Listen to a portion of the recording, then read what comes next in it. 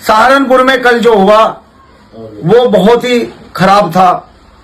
और मैं कहना उनसे चाहता हूं, जो नई भीम आर्मी के लोग हैं जैसे कि मंजीत सिंह नोटियाल और उनकी टीम के तमाम लोग, जब भी कोई घटना दलित और मुसलमानों की आपस में होती है तो वो मंजीत नोटियाल जी के कहने से बजरंग दल को फोन करके बजरंग दल के लोगों के साथ वहां पहुंच जाते हैं और उस घटना को पूरे जोरों शोरों से उठाने का काम करते हैं।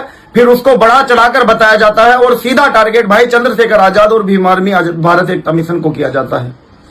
तो उनको यह सोचना और समझना चाहिए कि पूरे देश में जो सवर्ण जाति के लोग, मनवादी मानसिकता के लोग दलित समाज की बहन बेटियों का बलात्कार कर रहे हैं, दलित समाज के लोगों की हत्याएं कर रहे हैं, उनके ऊपर अन्याय अत्याचार कर रहे हैं, तब ये बजरंग दल, आरएसएस, विश्व हिंदू परिषद और हिंदू युवा वाहिनी जैसे संगठन अपने घरों में छिप जाते हैं, बिलों में बंद रहते हैं।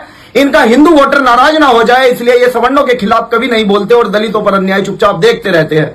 लेकिन जहां घटना मुसलमानों के साथ हो जाती है वहां ये अपने बिलों से बाहर आ जाते हैं और दलित समाज के नेताओं को टारगेट करना शुरू कर देते हैं। और मेरा भोला भाला दलित समाज इनके चक्रव्यूह में फंस जाता है और फिर अपने समाज के नेताओं को टारगेट करना शुरू करता है। तो मंजीत नोटियाल जी, ये दलाली बंद कर दीजिए।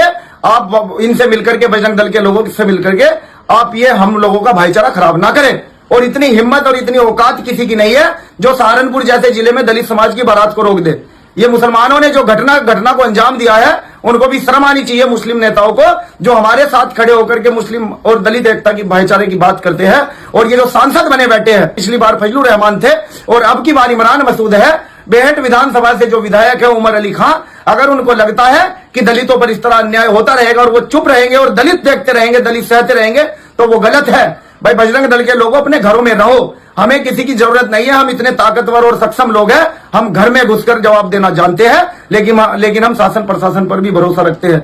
हम संविधान को मानने वाले लोग हैं, इसलिए हम लोग शांत और चुप है। मेरे समाज के भोले वाले नौजवान भाइयों, बजरंग दल आरएसएस की विचारधारा को समझो, उनके चक्रव्यूह में ना फंसो। आलमपुर की जो घटना है वो प्री प्लांट घटना है। वहां दो पक्षों में आपस में झगड़ा हुआ, बारात रोकने की औकात नहीं किसी की। वो झगड़ा था, झगड़े में जब झगड़ा हो गया तो बारात की बारदुआरी को बंद करा दिया गया, लेकिन बारात नहीं रोकी गई। हम भीम आर्मी के लोग, हम दलित समाज के लोग खुद में सक्षम हैं।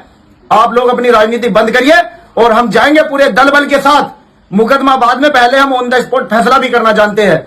ये बजरंग दल, ये हिंदू युवा वाहिनी, ये आरएसएस के लोग, ये बीजेपी के लोग, सरकार इनकी, अधिकारी इनके, नेता इनके, अगर ये इतने ही दलितों के हितैषी है तो इन्हें प्रचार करने की जरूरत नहीं है। ये जाकर सीधे एसएसपी को फोन करे और कहे कि जिन लोगों ने बारात को रोका, जिन लोगों ने हुड़दंग मचाया, उनको उठा करके जेल में बंद कर दे। मैं उन मुस्लिम नेताओं से भी कहना चाहता हूं जो भाईचारे की बात करते हैं, हम दलित समाज के लोग ही सिर्फ इस देश में मुसलमानों के साथ खड़े होकर के उनका पक्ष रख रहे हैं, उनकी हिफाजत कर रहे हैं। नहीं तो ये तानाशाही सरकारें, ये संसद में ऐसे ऐसे कानून ला करके आपके खिलाफ खड़ी कर रही है कि आपको इस देश में रहने में परेशानी हो जाएगी।